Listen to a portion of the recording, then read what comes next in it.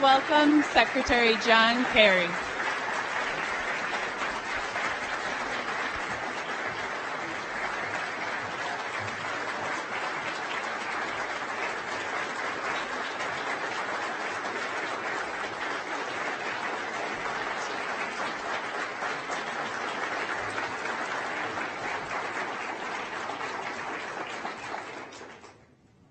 Boy, that's a great thrill for me. I've never had a standing ovation. I'd like to wish you all a very good morning. I'm Bob Tuttle, the co-chairman of the Pacific Council, and on behalf of my co-chair, Mark Nathanson, and the board of directors of the Pacific Council, and all of our members, I'd like to welcome you to this very special event, and I hope you enjoyed your breakfast. It's now my pleasure to bring to the microphone former Ambassador Mickey Cantor. Mickey, as most of you know, was the U.S. Trade Representative and the Secretary of Commerce during the Clinton administration. He's had a long career as one of LA's most distinguished attorneys. In addition to that, his eleemosynary and civic activities are really too numerous to mention. Most important to me, I'm privileged to call him my very good friend. So will you please welcome Mickey Cantor.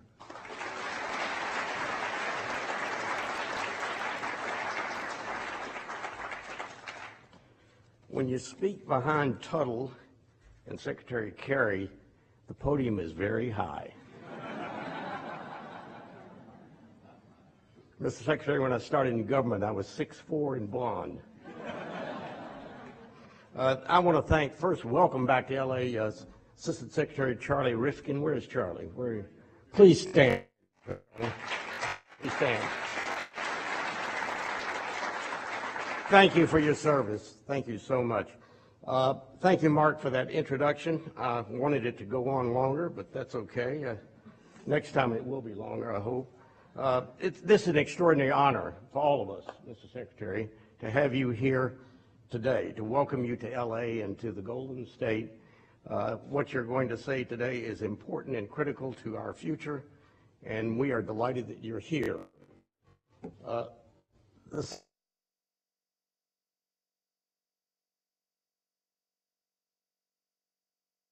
distinguishes you.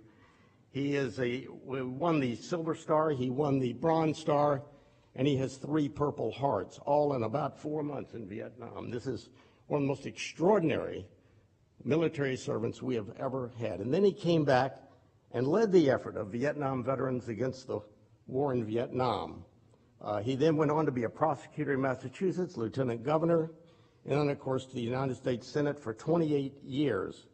He was chair of the Committee on Foreign Relations and dealt with nuclear proliferation and the challenge of climate change, among other things. He then was a Democratic nominee for president in 2004, and now as Secretary of State. He's done so many incredible things, including the Iran nuclear pact, which we thank you for, which was very difficult to do. As you know, everyone in office like Secretary Kerry has a busy schedule, but nothing like Secretary Kerry. And let me just, the last week, starting on Wednesday of last week, the last 6 days, which I don't know I used to not remember. You may not even remember all this. He was in Bahrain. He was in Bahrain with the foreign minister, the council representative speaker, with the prime minister. He was with Bahraini officials talking about regional issues. And then he went on the next day, or 2 days later, on April 8th, to Baghdad with the prime minister and foreign minister, talking about security and economics and politics and the challenges that we face with the Iraqis. He then met there on the same day with the Kurdistani Prime Minister, Mr. Barzani. Then the next day, he was in Kabul, Afghanistan, and by the way, talking about serious issues, but I note when you left, a few hours later, that were some missiles hit. I don't know if they were after you or not, Mr. Secretary, but the Taliban decided to go after someone there. On April 10th, he was in Japan. Remember, from April 6th to April 10th, he goes from Baghdad, from Bahrain to Baghdad to Kabul onto defense, where he went to Hiroshima, the first high U.S. official to go to the memorial there, and we thank you for doing that, sir.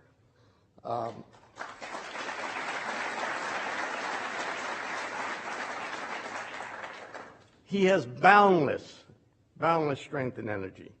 Today he will address one of the most daunting, difficult, important issues that affect all our lives, and that is international trade. But more important than that, it is a security issue, it is a political issue, and it's an economic issue. And it's one of those things that is roundly misspoken by many in public life today, unfortunately. But we need to talk about it with the facts and straight, and we're here for Secretary Kerry today. I am so honored to introduce to you my friend John Kerry.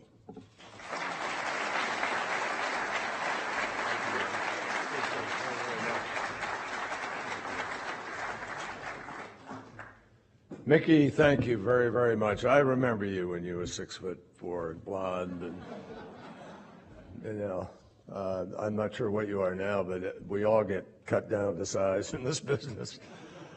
I have to tell you all, first of all, what a great privilege it is to be here with the Pacific Council. I have great respect for, admiration for your commitment to all things international. And it's a privilege for me to be able to be here today to talk with you and share some thoughts.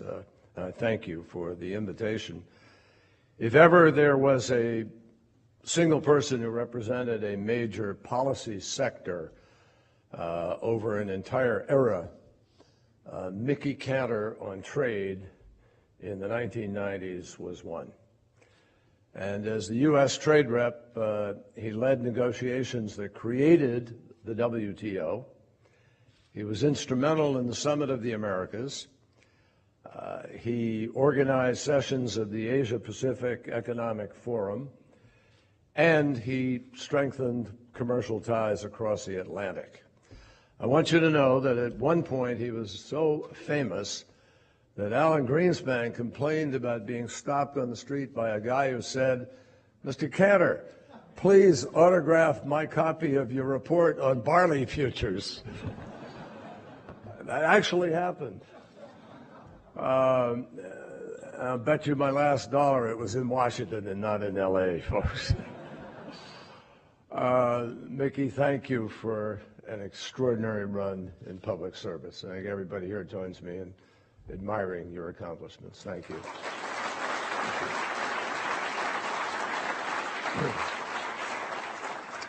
I'm also very grateful to Bob Tuttle and Mark Nathanson, Jane Olson, Jerry Green, and all of you who helped to put this event together. And I'm grateful to Charlie Rifkin for his stewardship and some of his connections to many of you here. The Council does an absolutely terrific job, and I am delighted to be your guest here in Los Angeles. The only thing I regret about being in LA at this particular moment on this morning is that apparently I missed by 2 days, or a couple of days, the MTV Movie Awards and the opening of the West Coast version of the Wizarding World of Harry Potter. And I could have used some of that wizardry, believe me, right now. I've had to comfort myself by topping off the trip that Mickey just described, literally almost around the world, not quite, but this evening when I arrive in Washington, it will be an around the world in 8 days journey by way of Bahrain and Iraq, Afghanistan, and Japan, which was very moving, very long overdue in many respects, but quite impressive. And if any of you ever have a chance, you should go and see that particular memorial. But here I am, winding up in a neighborhood with the very familiar name of Bunker Hill. Now, there is obviously a real difference between my Bunker Hill, the battlefield in my home of Boston, Commonwealth of Massachusetts. For more than 2 centuries, that battlefield has been virtually unchanged. I mean, really. But throughout its somewhat shorter history, California's Bunker Hill has been constantly changing. And indeed, what was once a community of high-end homes overlooking Olvera Street is now the re-energized center of a revitalized district for the arts, music, culture, and commerce. And that really speaks to us about the world that we're in today. Bunker Hill doesn't look like it once did, but nor, for that matter, does much of Los Angeles. And frankly, you cannot overstate how much that is true about the rest of the world. We are part of a 21st century international landscape that is constantly changing. And in the past 25 years since the Berlin Wall came down, we've seen the old east-west, north-south divisions lose relevance as economic might has shifted towards the Pacific, and some communist or former communist countries have recently developed a surprising appetite for capitalism. But even while hundreds of millions of people have lifted themselves up, have been brought in from agrarian societies, have been brought into urban life, and life has changed, a whole new middle class created in China and India and Brazil and Mexico, many other countries. Even while people have lifted themselves out of poverty, periodic financial shocks have highlighted the growing divide between rich and poor in the world. And there have been other shocks, obviously, as well.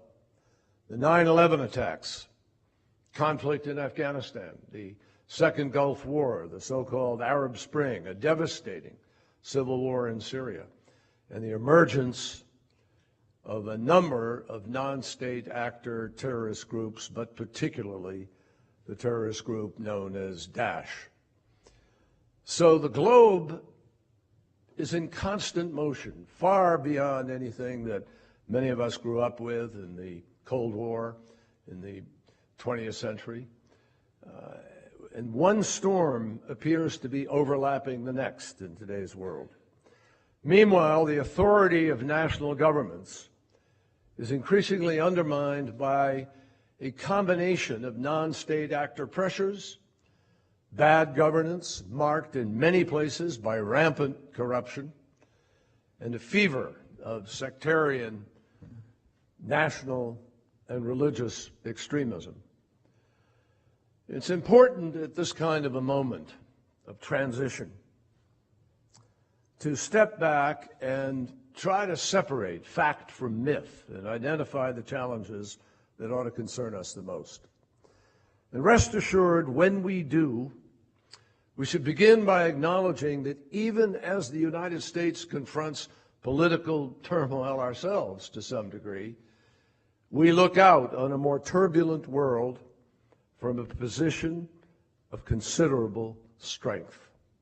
That gets lost in much of the hurly-burly of the daily exchange of talking heads and cable television and 24/7 evaluation of a campaign that goes on far too long.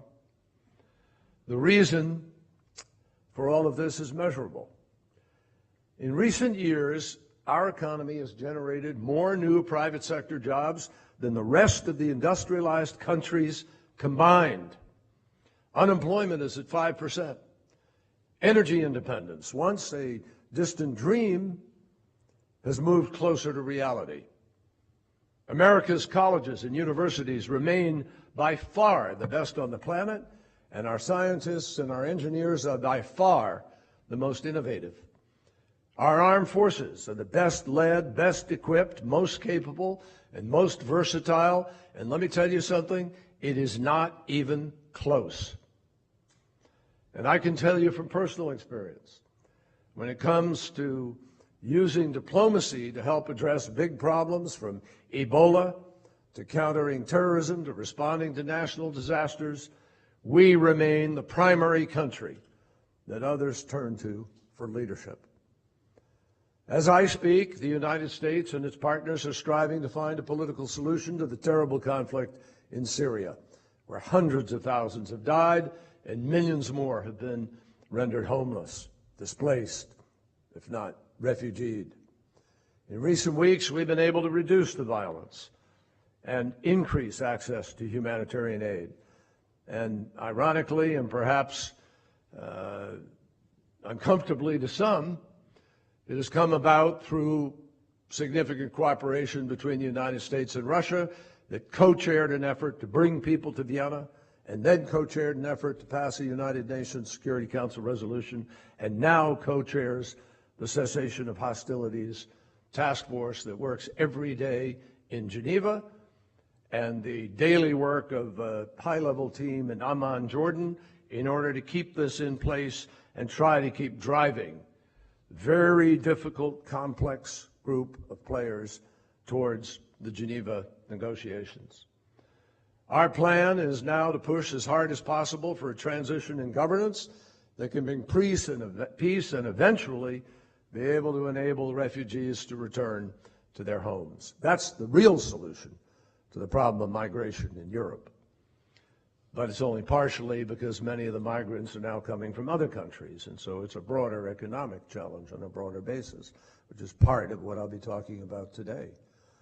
At the same time, we have mobilized a 66-member international coalition that is taking the fight directly to the murderous thugs of Daesh, killing its leaders, shrinking its territory, cutting its supply lines, and bombing the revenue sources on which it depends.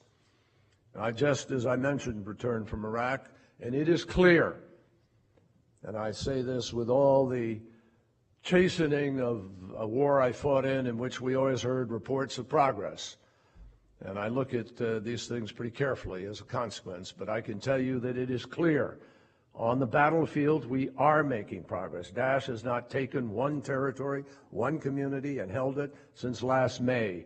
And we've recovered 40% of the territory that they had claimed. And we will defeat Daesh. And to make the United States, the region, and the world safer, we also led an international negotiation to produce an agreement, which Mickey referred to, that is blocking all of Iran's pathways to a nuclear weapon. I know it was contested here, and it should be. I mean, these things are not simple. But the fact is that we now have Iran signed up to the additional protocol of the IAEA, which requires lifetime access to any place of suspicion. And we have an unbelievable rollback and dismantling of their program that exists today. And despite the predictions of many to the contrary, Iran is abiding by that agreement. We led the way in negotiating the first ever global agreement. More than 190 countries strong came together in Paris to mitigate the harmful impacts of climate change. And we are also working very, very closely with our friends in Colombia as they seek to end this hemisphere's longest-running civil war. We're working closely with Saudi Arabia and the UAE to bring the war in Yemen to a close. We just secured a ceasefire in the last days. We hope to be at the table within a week or two to continue negotiations. We have led efforts together with our Italian friends to stand up a government in Libya and go after Daesh. We are engaged with Turkey, Greece, Russia, and Britain to help bring about a solution to the long-frozen conflict in Cyprus. And our special envoys are working daily in Somalia, Sudan, the Great Lakes region of Africa, and working with our 5 other colleagues on the DPRK, and even on the complicated issue of Nagorno-Karabakh, Armenia, and Azerbaijan, which just flared up even in the last days. But always, amidst this incredible array of frozen conflicts and new conflicts, our top priority continually remains our economic strength. It is the source of our influence in the globalized marketplace, and it is vital to everything else that I just talked about that we try to do. To promote prosperity here in the United States and to advance the broader interests around the globe, we are pursuing economic policies that reflect the dynamic nature of the era in which we live. And one of the central pillars of our leadership is to negotiate and adopt 21st century agreements like the Trans-Pacific Partnership, or TPP, and the Transatlantic Trade and Investment Partnership known as TTIP. Now, obviously, negotiating trade deals is not directly part of the job description of the Secretary of State. That task is far better left to experts like Mickey and his successors. But as Secretary of State, I have worked from day one to emphasize that foreign policy is economic policy and economic policy is foreign policy.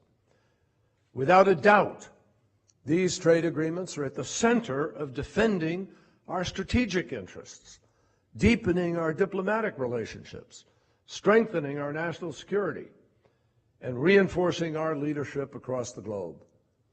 And the importance, my friends, cannot be overstated. And we all know that the United States and the European have long boasted a broad and mutually beneficial economic partnership.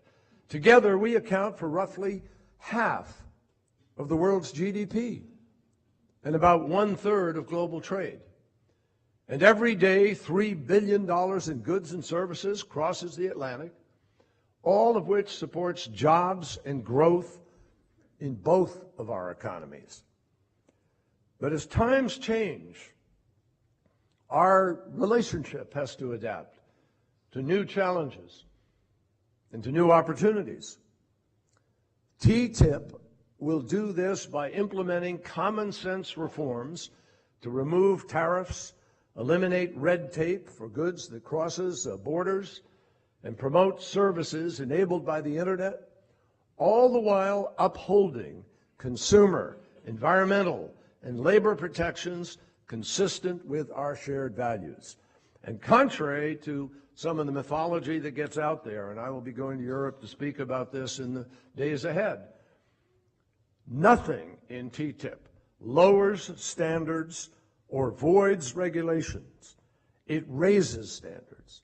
It adheres to people's privilege regulation.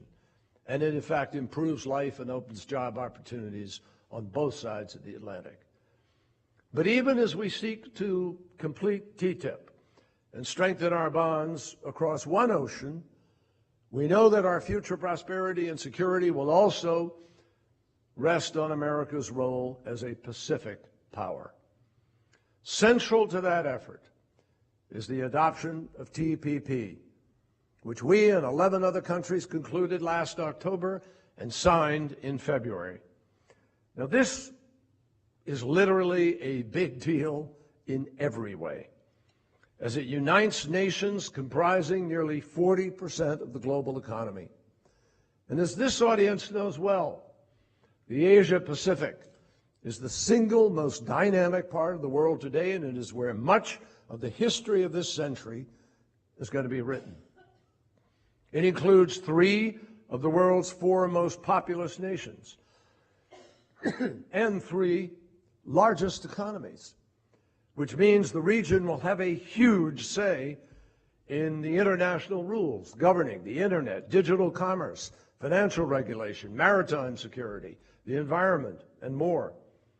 This is a region where American leadership is welcomed enthusiastically and where our engagement makes a measurable difference, precisely because our partners know that our markets, our security, and our futures are absolutely linked together. What's more, when we deepen our trade ties to countries along the Pacific Rim, we become better able to promote essential reforms that strengthen the rule of law, encourage partners to secure property rights, enforce contracts, fight corruption, and respect the basic dignity of their workers and citizens. When we bolster the economic bonds between us and key allies in the Asia-Pacific, we are better able to build our cooperation on other shared challenges. And here I'm talking about the threats posed by terrorism, extreme nationalism, conflicts over national resources, territorial disputes, and poverty. And when we deepen our commercial connections through TPP. We will rewrite the rules of the road governing the global economy in accordance with our values and the crucial standards of transparency, accountability, and rule of law. Make no mistake, this is not your parents' or your grandparents' trade agreement. TPP is the highest standard trade deal ever reached, period. It improves governance by setting high standards on transparency, corruption, and government accountability. It defends the rights of men and women to collective bargaining. It requires every country to refrain from using underage workers and unsafe workplaces. It sets a high bar for environmental protection, for clean air, clean water, and wildlife preservation, putting it on a par with things that we always complained about because other countries didn't do them. Now they will. It enhances fairness by compelling governments to ensure that state-owned enterprises compete on a level playing field with privately owned companies. Think of the consequences of that step. And it establishes strong, balanced rules to protect intellectual property and the 40 million Americans working in creative and digital industries, which I don't have to tell you is a huge issue for California film studios and for Silicon Valley. The list goes on. But here's the most important thing. Unlike in most past trade agreements, these standards are not part of a side deal. They're not contained in a letter. They're not contained in a separate document. They are defined within the text of the agreement itself, and they are binding, fully enforceable as a result. That means that each participant in TPP has to keep the promises that they make or face tough sanctions for every violation. And here's something else to remember. If we don't set these rules in conjunction with other countries in an effort to elevate standards and put our values into the context of our trade, if we don't step up to the plate and shape the agenda, believe me, others will be all too eager to fill the void by moving in a dangerous direction of low or no standards, and no accountability, no transparency, no enforceability, no rule of law. Right now, China is working to finish its own version of TPP, binding its market with 16 countries extending from India to Japan. And you can be sure their agreement doesn't raise labor or climate standards, or protect intellectual property, or promote fair play, or, needless to say, insist on a free and open internet. So the choice for us is to lead and help define the rules of global trade, or to witness the fastest growing markets race to the bottom, while standards antithetical to our interests and values become business as usual for billions of people across our planet. I can't think of anything more dangerous or damaging to the rule of law and structure we have worked for since the end of World War II. In other words, supporting TPP shouldn't be a hard choice at all. And by the way, when it comes to the strategic value of TPP, of setting high standards and connecting us more closely to countries in the Asia-Pacific, you will find a broad cross-discipline array of support for this agreement. My colleague, Defense Secretary Ash Carter, said that TPP is worth more to him than another aircraft carrier. Our top military commander in the Pacific, Admiral Harry Harris, has said TPP will enhance security and stability in a region that covers half the Earth. Heads of government across Asia tell us that they want to sign up for TPP, even before it's officially ratified. And even the Chinese have inquired of me what the process might be for entry into TPP. These leaders recognize, as we all do, that in our era, economic and security interests almost always overlap. And understanding that other nations look to America first for leadership, we know that with TPP, we're going to be far better positioned to protect our interest in the globe's most dynamic region. With it, than we would be without it. So from my perspective at the State Department, the strategic case for TPP is crystal clear. But as somebody who studied and voted on every trade deal over the last 3 decades in the Senate, I can assure you that the economic case, apart from the strategic case, the economic case is just as compelling. Regrettably, though probably no surprise in today's political atmosphere, there's a tremendous amount of misinformation floating around about TPP. So let me lay out a few facts as plainly as possible. First, TPP is unequivocally a net plus for our workers and farmers, for businesses of every size, and for our economy as a whole. The best studies out there tell us that TPP can be expected to lift incomes for Americans by over $130 billion per year by 2030. The flip side of that is that if Congress should delay implementation for even 1 year, that decision will cost our economy $94 billion. It's also a fact that if TPP is good for our national economy, by definition, it can only be so because it is, in fact, bolstering local economies, which make up that national economy. So the Los Angeles metropolitan area is a prime example. 3 of LA's top 5 export markets are TPP members: Mexico, Canada, and Japan. And under TPP, many of the products shipped from the port of Los Angeles will confront lower barriers to critical markets. That means cotton exports will no longer face a 10% tariff in Vietnam.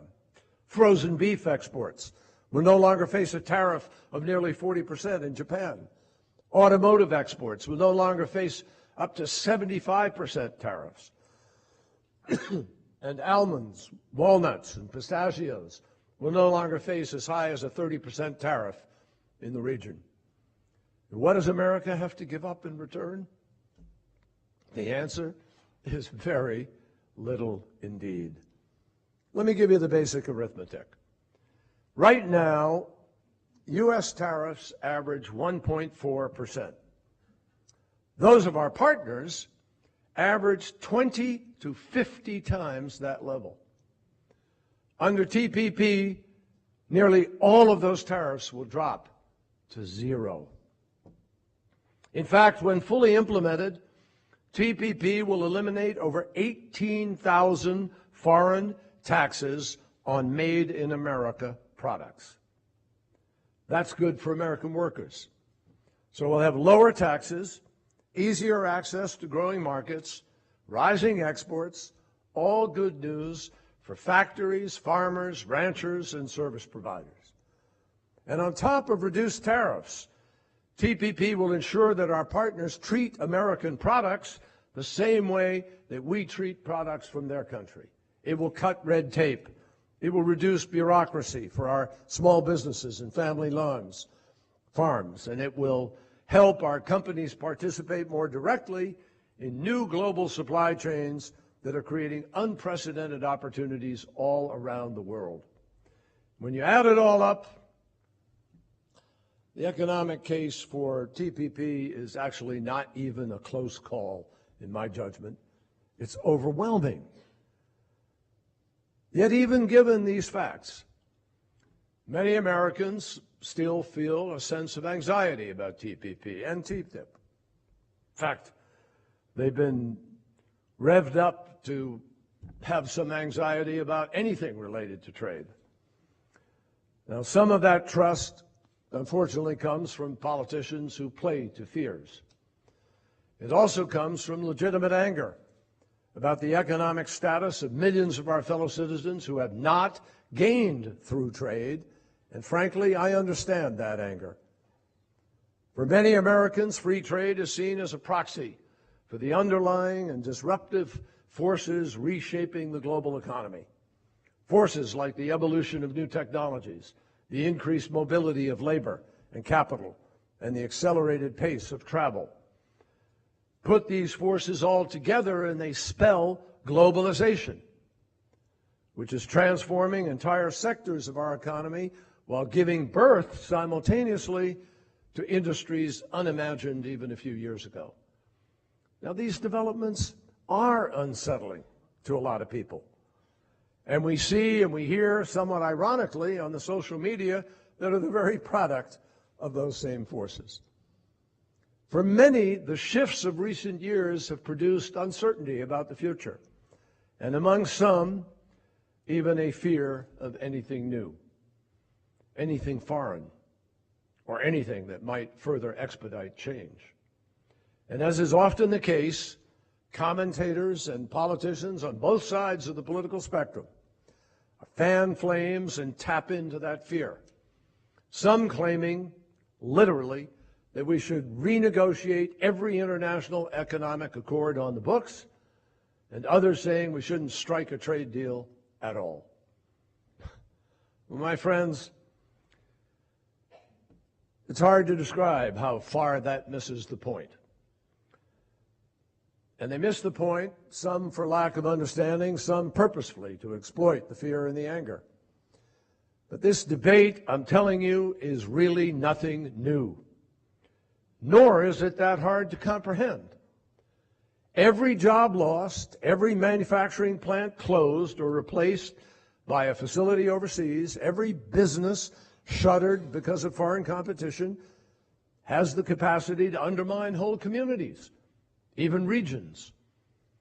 And the trauma of adjusting when companies disappear is nothing but extraordinarily painful. Some people who have worked for decades see their skills no longer valued and their plans for retirement perhaps even go up in smoke. Others are compelled to accept jobs that pay less, fewer benefits. Still others can't find a job at all. But let me tell you something. Those changes would occur without trade, and probably at a faster, more debilitating rate. The problem is not trade itself. It's the lack of adequate social and economic support for the people most affected, the lack of adequate sensitivity and help and assistance to people to make the transition, the lack of help for a middle class and those struggling to get into it. Now, as a society, we know that we have to do much more to address the gnawing and often legitimate sense of loss and anxiety that comes with transition. But here's something else we know. The primary reason old jobs disappear is not trade, it's technology, and certainly not trade agreements. When machines do more, productivity goes up, and the demand for human labor will shift to other industries. That we have been seeing for centuries. And that's one of the reasons that protectionist trade policies just don't work.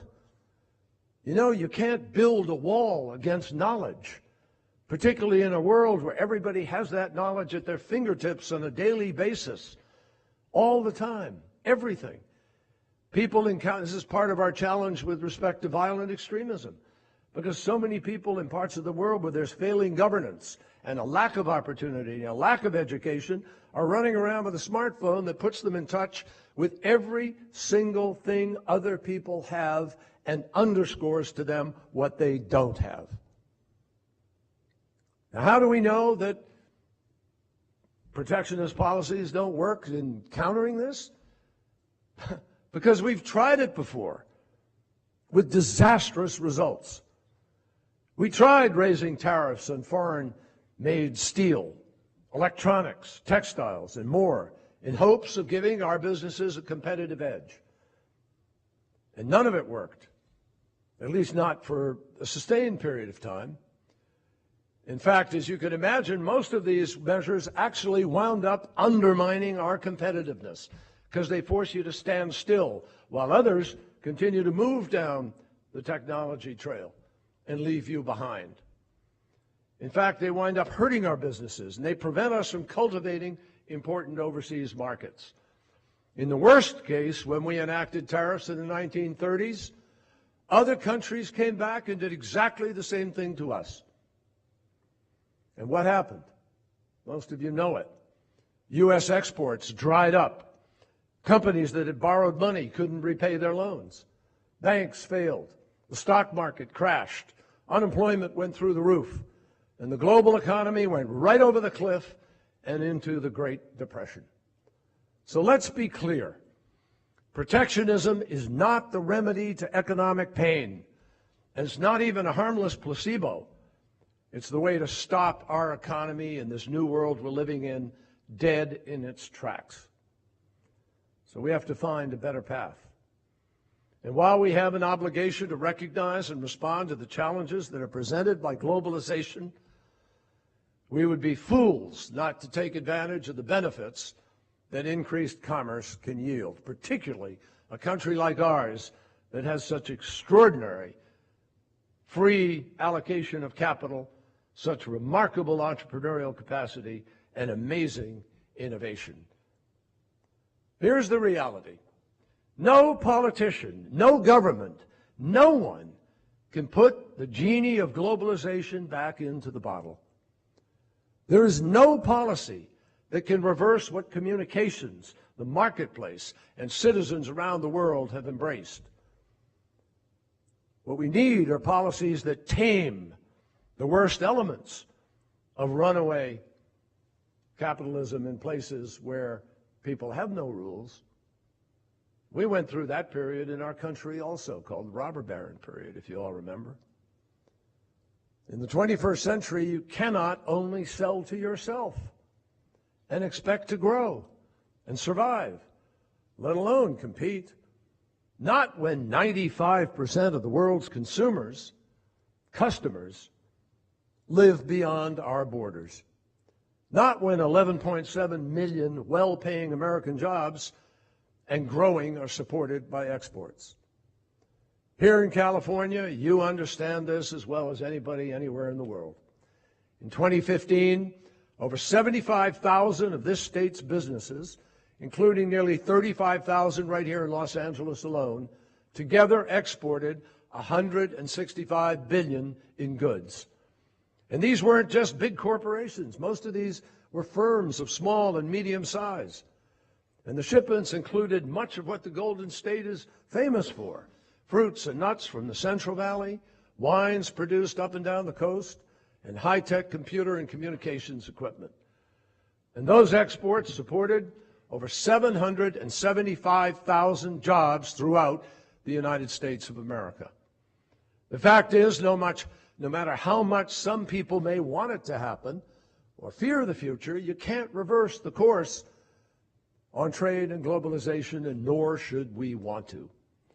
What we can do is mitigate the harm that may be done to some, maximize the benefits to all, and lift the standards that govern global trade so that it levels the playing field for American workers and businesses. That we can do, and we are. We can also have a tax system in America that more fairly honors the work of the vast majority of Americans. That would go a long way towards rebuilding the consensus for trade and make America fair at the same time. And by the way, if it's done correctly, it can do so in a way that makes us far more competitive and simplifies life for lots of people. That's why the Obama administration has proposed ways to ensure these forces are why we have undertaken efforts to ensure that any student or worker can gain the skills required to compete through vocational education, community college, lifelong learning, on-the-job training. It's why we provide support for entrepreneurs and innovators who are designing and manufacturing the next big thing on LA's Silicon Beach or in Silicon Valley or in the garages and basements somewhere, anywhere up and down California. It is why we are backing institutions like the Exim Bank that help American firms to be able to compete more effectively. It's why we have supported continuing and expanding trade adjustment assistance so we can retrain workers who are displaced when a company does close down or move.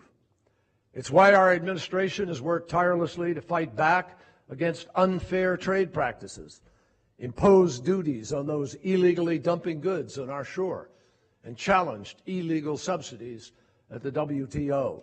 And by the way, in the last 7 years, we have won every single trade enforcement dispute decided by the WTO. Wins that hold other countries accountable to their commitments of fair play. Wins that are worth literally billions of dollars combined for American farmers and ranchers and manufacturers and other exporters. Put simply, the solution to our economic future isn't shutting the door to trade.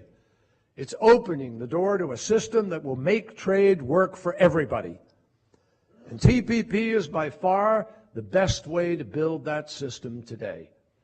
Here on the West Coast and across our nation, this agreement will help to pave the way for new opportunities to innovate, create whole new industries, and it will be a clear win for American workers, American businesses, and communities.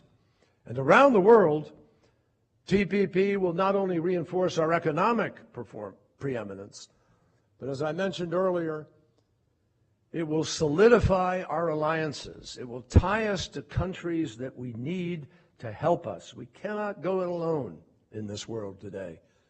We need to reassure our partners in the Asia-Pacific as a means also of cementing our leadership with respect to other issues, ranging from the DPRK and nuclear weaponry to the South China Sea to the fight against violent extremism. We know this from experience, my friends, but we're also hearing it from our allies. If you don't trust the word of anybody in America who speaks about this, just listen to the people who depend on our relationships. In recent months, we've heard Prime Minister Turnbull of Australia equate TPP with, quote, standing up for the rules-based international order. Just 2 weeks ago, while in Washington for the Nuclear Security Summit, Prime Minister Key of New Zealand warned that if the U.S. abdicates its leadership in the region, the role will get filled. And you all know by who. Perhaps most bluntly, Prime Minister Lee of Singapore stated that getting the TPP done will deepen links on both sides of the Pacific. But failing to get the TPP done will hurt the credibility and the seriousness of the U.S., not just in Asia, but worldwide. That's Prime Minister of Singapore. We are all aware that right now is a critical time for the Asia-Pacific region. The region faces a genuine threat from North Korea, probably the worst neighbor any nation could have. Meanwhile, China seems determined to unilaterally assert and act on territorial claims in the South China Sea that several countries in the region dispute. We don't take a position on the disputes themselves, but we do take the position that they ought to be resolved without unilateral action, without militarization, through diplomacy, through negotiation. It is no wonder, when you consider these tensions in this world, that America's presence is not only welcomed, it is in high demand. It's also no wonder that our allies in other parts of the world are disturbed, particularly in Asia, and those who joined the TPP, when they hear irresponsible threats to unilaterally walk away from our commitments and to undo overnight some 7 decades of security cooperation. Ultimately, this whole debate about TPP, TTIP, trade generally, comes down to a fundamental question. Will we bind our nation closer to partners and allies in the Asia-Pacific and Europe and strengthen our existing and emerging relationships in key markets and regions? Or will we pull back from our role as the indispensable global leader and leave others to fill the void and delude ourselves into somehow believing that will make us safer? My own belief is that when the stakes are this high, Americans will decide to lead. That's who we are. Indeed, wise decisions about our future have long defined critical moments in our history. For my generation, one of those moments occurred just down the street here at the fabled Memorial Coliseum when in July of 1960, Senator John Kennedy accepted the Democratic presidential nomination and summoned the American people to join him as pioneers and explorers in a new frontier. That frontier, he said, would be one of unknown opportunities and perils, of unfilled hopes and unfilled threats. A frontier that was coming, and I quote, whether we seek it or not. The same thing could be said about the challenges that we face today. Our world may be filled with perils, but it is absolutely defined by boundless opportunities and boundless possibilities, by hopes for security and growth. This era of change and of globalization, of interconnectedness and of new alliances is coming whether we seek it or not. Yet in our best tradition, as California has demonstrated in building an economy that's the envy of the world, and as so many generations of Americans have proven again and again, we will not shrink from the challenges before us. We will overcome them, we will turn them into opportunities, and we will make our country stronger. I am confident of that. We will move forward from the new frontier to the next frontier. And we will do so with characteristic American imagination and courage and perseverance to advance our interests and our ideals at the same time. And we will thereby shape a future that makes possible our highest hopes for peace and prosperity at home and across our ever-spinning, ever-shrinking planet. Thank you.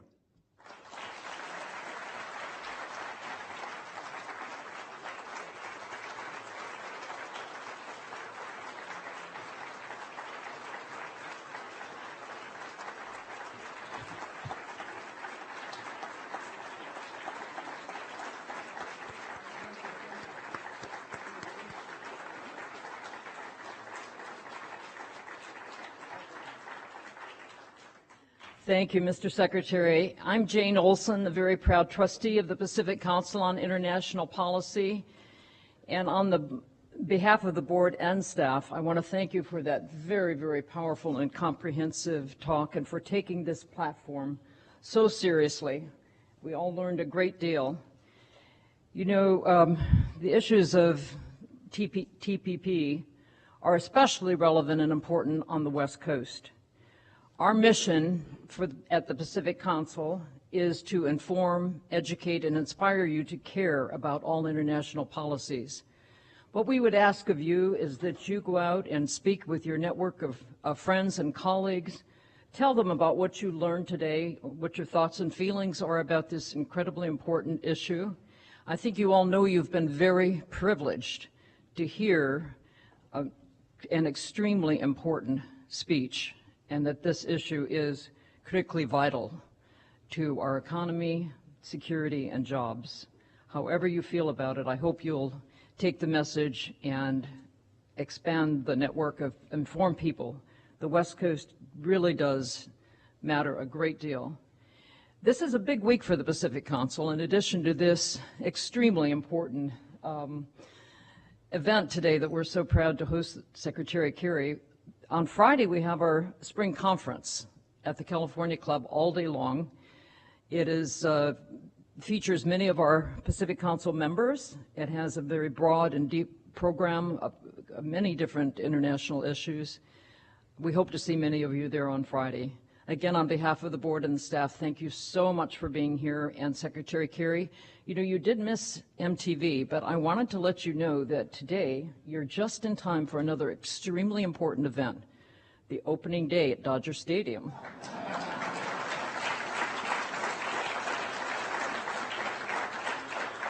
And I have a Dodger blue hat for you if you'd like to walk just up the hill to the north. It's at least as beautiful as Fenway Park, wouldn't you all agree?